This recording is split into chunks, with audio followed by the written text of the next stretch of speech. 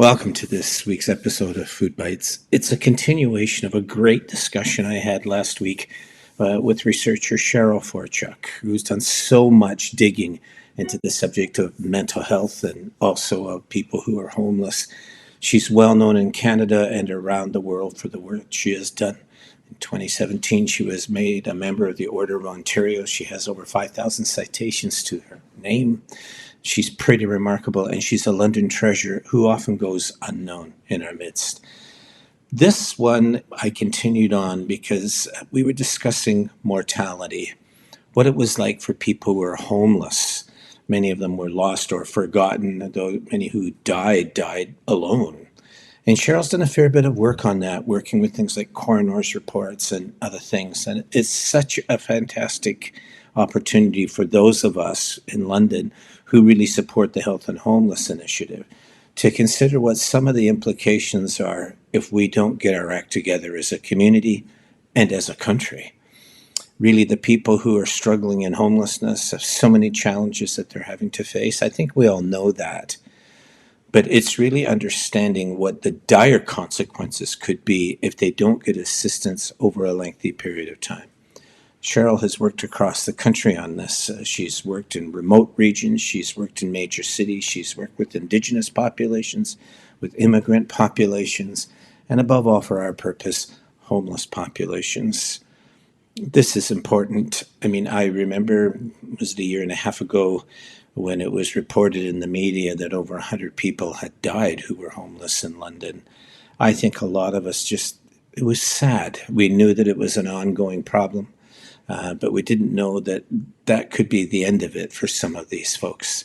The pandemic made it doubly hard to keep in touch with these folks and try to help them, despite the fact that so many of London's social agencies were doing their absolutely dead level best to reach out to those people and help them. It was a really difficult time. But we might have rounded a corner. I mean, with the Health and Homeless Initiative, with all the major players that are part of it, the agencies that are assisting in the administration of care and oversight, and also the hospitals and other medical professionals who are watching out over this, making sure that there are standards to it and that these people are taken care of. Maybe not only can we round the corner on the problem of homelessness, maybe we can make it so that somebody who is alone and is deeply suffering from physical, mental, or emotional stress, rather than succumbing some kind of fate that none of us want to consider, perhaps we can intervene earlier, perhaps we can find ways to help. It's just so important, and we as a community can't just go ahead and say, hey, we got a new initiative, we're helping the homeless. The food bank, for instance, is feeding a whole bunch of different meals to the different agencies and other homeless encampments that are around the city. But it's not enough. What if we did all of that only to discover that the ones who were the most vulnerable of the homeless population never did enter the system, never did get seen, and died alone somewhere? I can't imagine that in my community, and I won't. We have to organize, we have to find ways of getting it together. But to do that, we need data, really good data. And that's what Cheryl and her colleagues have done for us. We have that information now, and we begin moving ahead. So this represents the second part of that interview. I just let Cheryl run on. She was having to go to a dentist shortly afterwards, but I appreciated her taking that extra time to educate me and many of us on what are the consequences if we don't act. But she also talks about some of the hope that she is having because we are acting. I think it's a very, very important episode, and I hope we all learn lots from it. So when COVID hit, many of us knew that the homeless sector was going to be disproportionately impacted, but they were not originally prioritized for vaccines. So we were able to use the algorithm. And again, Lucy Richard was first author on that one, Richard Booth second, and Salima on that, as well as others of us. We also, at that point, were able to pull in community health data as well, which was tremendously important. And we were able to show the incredible additional risk that people experiencing homelessness were. Like, they were 3 times more likely to get a COVID test, almost 4 times more likely to test positive. but they were over 20 times more likely than the general population of Ontario to be hospitalized. 20 times. ICU over 10 times, and almost 6 times more likely than the general population to be dead within 21 days of the positive test. So clearly, like we're practically in the ballpark of 90-year-olds in long-term care at this point.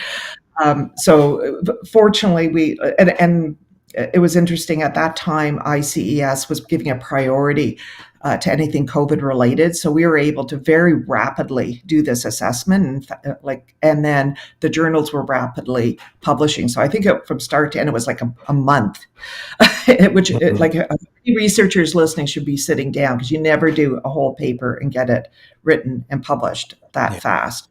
Yeah. But it was critical to get this done, to make sure that this group was recognized as being vulnerable and to get them assistance. Yeah. So that just an example of having that data, how important it was, because if you're talking about a population 20 times more likely to end up in hospital, how do you deal with that if you're not prioritizing them, right? Yeah. So anyway, one of the recent ones I'm really excited about using this data.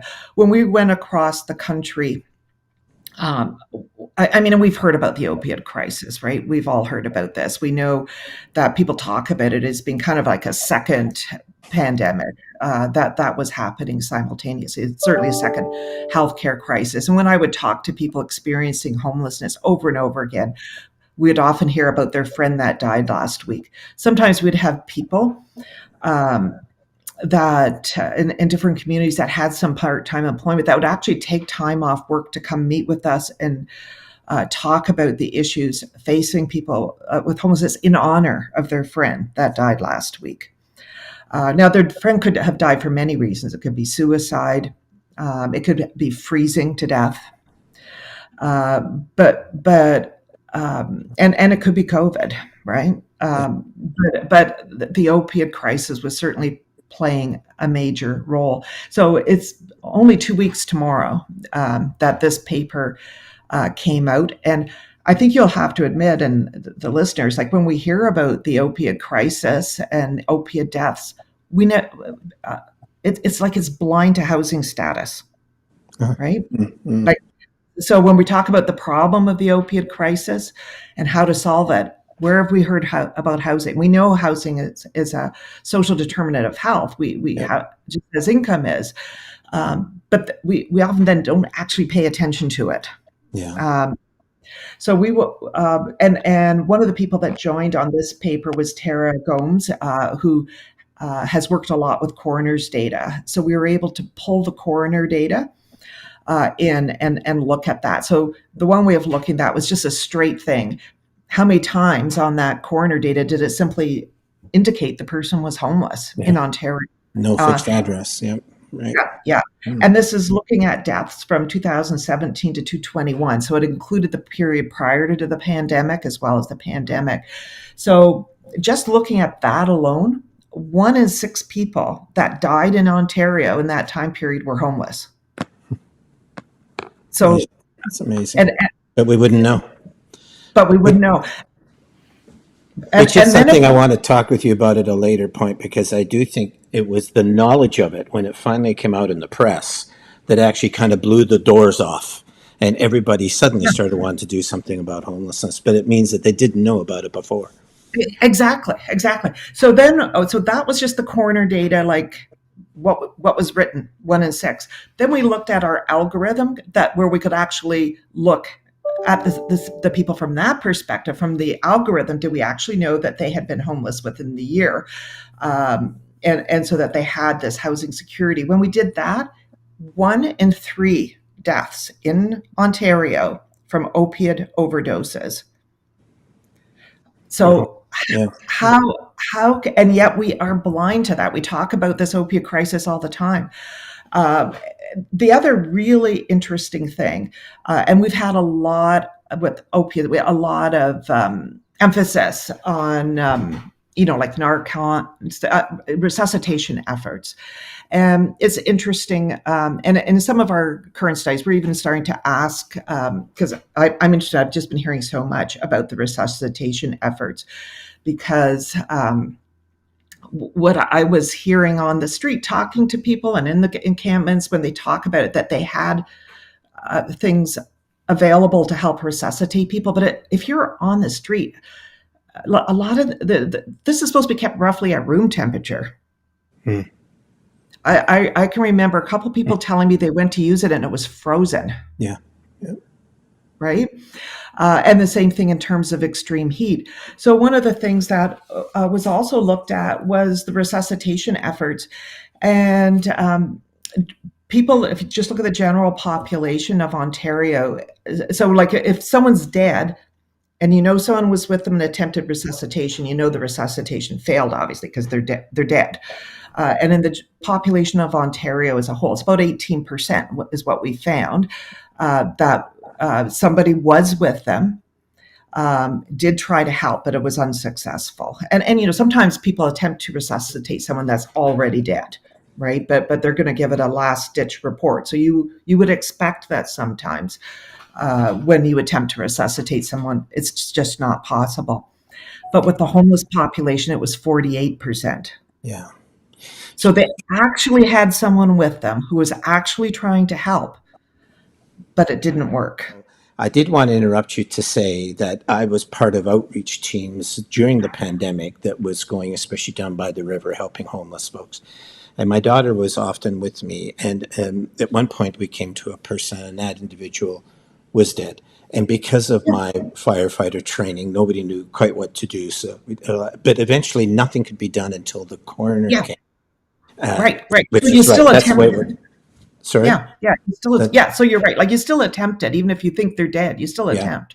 That's right. And then the coroner came, pronounced the person dead, and that was that. But I remember driving back from there, talking with my daughter, saying, if this happened in a senior's home, if it happened in a school Yeah, or a hospital or a yeah, yeah, business, and all of a sudden this thing was happening, we all as society would be glued in to find out what the heck happened there, right? But yeah, this was happening in the homeless population, and it wasn't just one incident. What we found out is over those 2 years, 100 people had perished. 100 yeah, homeless folks had perished because of it. And I think those numbers were eventually what got Londoners to realize the seriousness of it. But really, yeah, so much of the problem of dealing with the things that you're talking about is that you have to go to coroner's reports to yeah. try to get some of that information. Like they're just not part And of the pull it in to the health data so that we Yeah. can run our algorithm. Yeah, I know. Like that. That's so hard. Does that? Have you, though, in doing this, started to uncover things that make you realize, you and Richard and the others that you're working with, that make you realize, hey, let's even go deeper. There's real Oh, truth in here, real social good, not just research stuff and data, but real good absolutely. stuff. Yeah. Yeah, absolutely. And again, like, because like as I said, like we've got these other great people that work with the data, and it's useful to also because I'm talking to people, like we talked to 400 people experiencing homelessness across the country, and they a lot of the questions we end up taking is because it's raised by people with lived experience. Mhm. And why people participate in that interview, they've told us over and over again, it is to make these issues visible, Yeah. because they feel they have no voice, that they're not heard, that they're often suffering in silence, and so I think part of my role is to bear witness to Exactly. Yeah. to what is happening.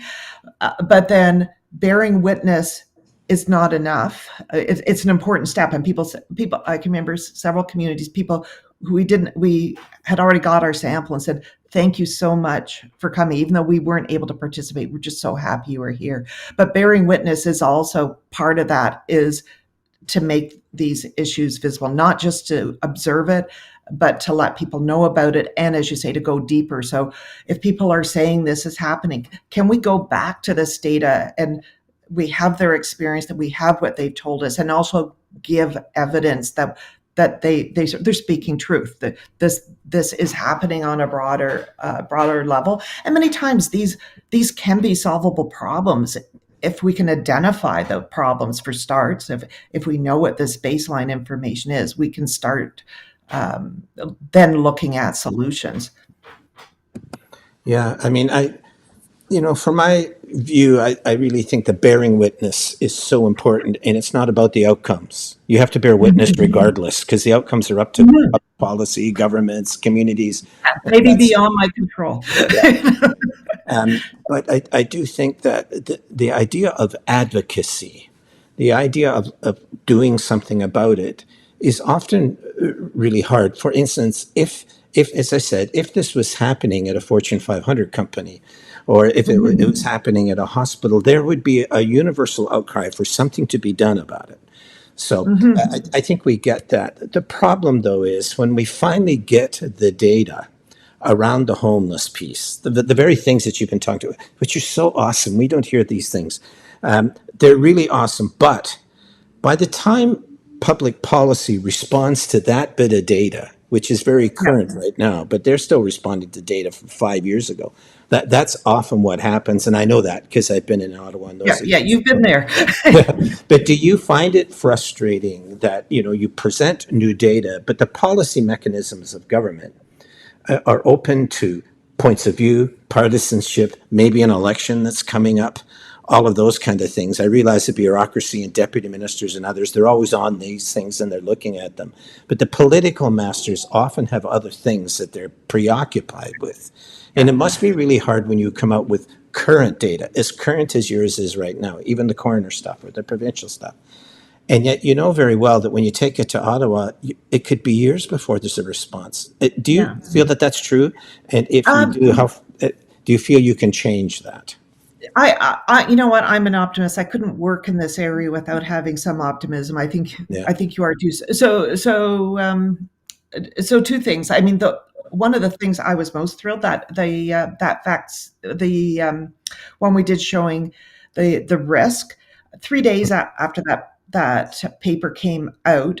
And that paper did go to the provincial vaccine committee. They prioritized the homeless population, and within the week, pretty much the rest of the country. So sometimes you can do that, but um, part of what in going across the country, um, I was able to identify really bad policies Yeah. just about everywhere I went. And one of the things I said to the people that I was talking to is that I would do my best to shine a light on those bad policies. So when we went back the second time for our community forums, and also the media relations committee at Lawson was awesome Mhm. with it, because we set up press conference and every place we went, and we went to 28. We had 28 communities involved. And so we had media releases go out. We had a lot of really good press coverage, and I did. If there was, there's prizes for the worst policy. Like one of the worst had to be Alberta, for example. That if you lost your housing and you were on Alberta Works or Alberta Disability, you didn't just lose the housing portion of your income, you lost the entire thing. Across the country, if you're on basic income support, you make it's roughly around $600 a month, and most of the housing allowances is around $320. You're not going to get rich on that $280, but you might still be Yeah. able to buy an occasional sandwich. What do you do with zero income? And this is not just basic income; it's also the people on disability. Yeah. I talked to people who've been in group homes with disabilities for a decade, got rent evicted, now zero income. How do you get out of that? So I raised that when in Alberta, for example. When I was in Saskatchewan, they had another really dumb one around not being able to have direct payment if you were on provincial income support. So you couldn't pay the landlord directly or pay for your utilities, et cetera. Like as a monthly automatic thing. So I've tried to identify some of these issues as we went, and make sure it was covered in the press, give ammunition to opposition parties to have debates. Now, I don't know if that will result in a change, but at least it makes it visible. And I feel that's what I can do. Yeah. Uh, and you know, it's in terms of getting the press coverage. It's not just that it's not about getting your name there. It's about making sure that these issues that were really impacting people's lives, that people realize that there's bad policies that are really contributing to the problem. Yeah. And then, I'm a community guy. That's who I am. I got into politics in Ottawa for a time. Didn't like it because Mm-hmm. it seemed to me to be so slow in response. And then you come back down to the community, something like the Health and Homeless Initiative happens, and you Yeah. think, oh gosh, this is awesome. Somebody donates $25 million. There's all these other groups coming in, developers, businesses, Yep. citizens, Yep. agencies, hospitals, research. It's just so great. But then you Mm-hmm. have to make a decision. Where do those hubs go? And Yep. suddenly that's where democracy's where the rubber meets the road. You have a public Mm-hmm. hearing in an area of town that you're hoping to put a hub in, and people don't want it at all. A Yeah. great many of Yeah. them speak Yeah. out against it. But what I've learned in speaking with people about it is because they don't understand it. They Right. just Right. think it's going to look like downtown if that's what you do, Exactly. and these people are here. That's why this kind of thing that we're doing here, Cheryl, is so important because people need better understanding than just that we have to help the homeless. We have to reason why that is, also why it's more profitable to actually do that as opposed to not deal with it, all of those things. But how do you feel after doing all that work and you come back from Ottawa and you hope somebody listened or whatever it was, and then you read in the paper that at this particular hub thing in a certain community, there's so many people that are against it. Do you ever feel sometimes that that could very much undermine some of the things that you're trying to do? And it constantly undermines the NIMBYism, right? Yeah. Um, because I'm an optimist, when I went across the country, I saw seeds of hope. Is the first time and I think even this 25 million is an example of this. I found much bigger pockets of yes in my backyard. Now, it has not overtaken the not in my backyard, and I don't expect that not in my backyard is going to evaporate overnight.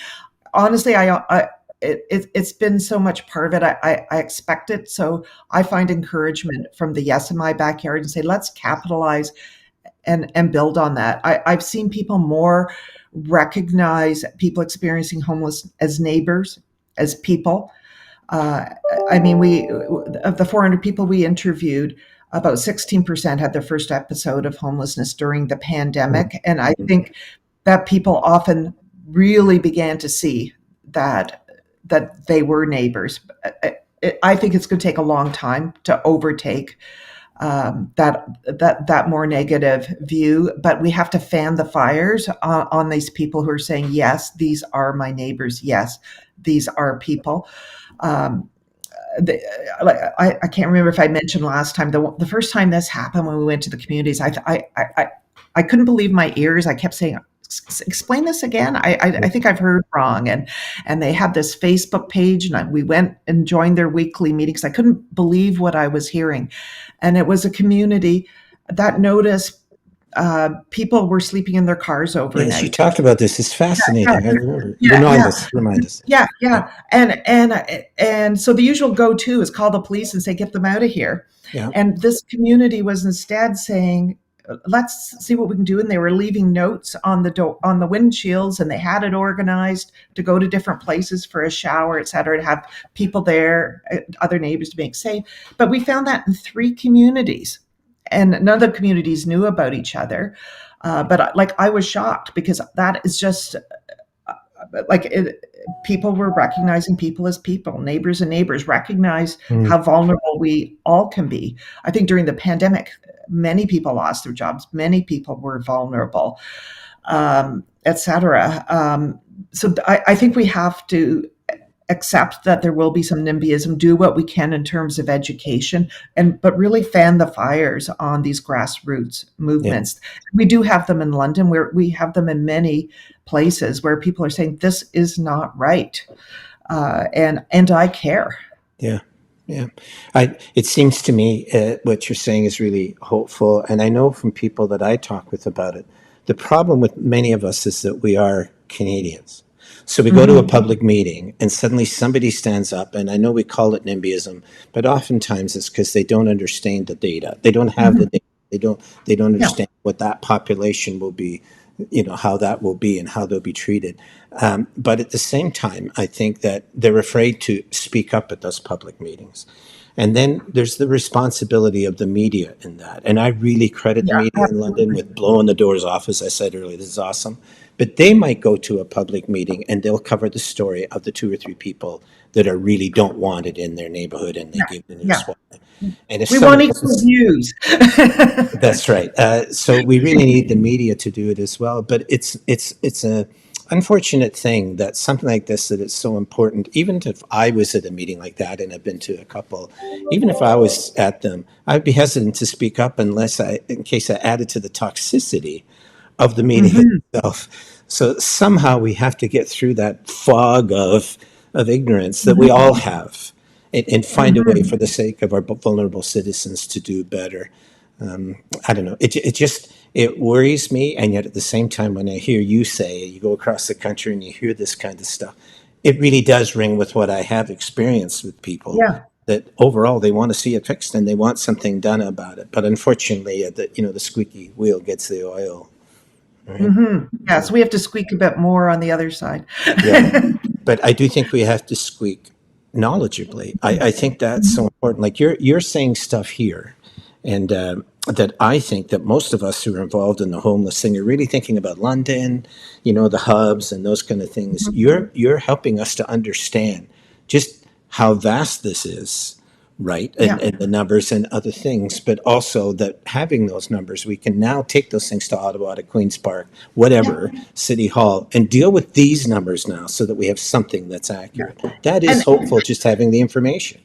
yeah, and if we look at these numbers, and we talked about this in the paper, if one in three people that had an opiate death, uh, related death, whether we call it poisoning or overdose, um, was homeless, like at what point and we talk about housing as a social determinant of health, but we need to be thinking about housing as a health intervention. And that's one of the things that the hubs are looking at it. And this really gives support that we really needed to take it to the next level and say housing is a health intervention. We can't just put things in their separate silos. They are all related. Yeah. Cheryl, you're so kind to come to us. I know you have to go to a dentist from here, you poor girl. I appreciate the extra time you've given, but I hope you understand when I say we need to keep doing this, Cheryl, because I think average people like myself who don't have your value of exposure to these things, I think we need to learn and we need to grow. So I'll be back at you, and maybe Richard as well, I'll and bring some in of the some of others. Yeah, yeah, we need to do more of my these things. co-conspirators. I know, but we need to do more of these things because I think as a community, we finally pulled up our bootstraps and we've decided to do something. There's some naysayers, and there's others that are sitting back and observing, but we're not going to be successful unless we have the information that you're bringing out to us. It's really important. So I hope you'll have another one of these sessions where we can bring more on board if you wish to. But we Certainly, really need it, certainly. Cheryl. And I can Okay. see why you have over 5,000 citations and why you're the Order of Ontario. I mean, these are things that you would think, oh, it's obscure, right? You're in research, you're up there. It's actually the very thing that's on the front page of the paper every day, how we're trying to deal with Mhm. homelessness, and that's the stuff you're researching. Mental health, addictions, those things are Mhm. so important. You mean a lot to us as a community. You're a real treasure. I really appreciate you Thank doing you. that. Oh, thank you. And I'll get back to you. Okay, thanks. Good luck Bye. at the dentist. See you.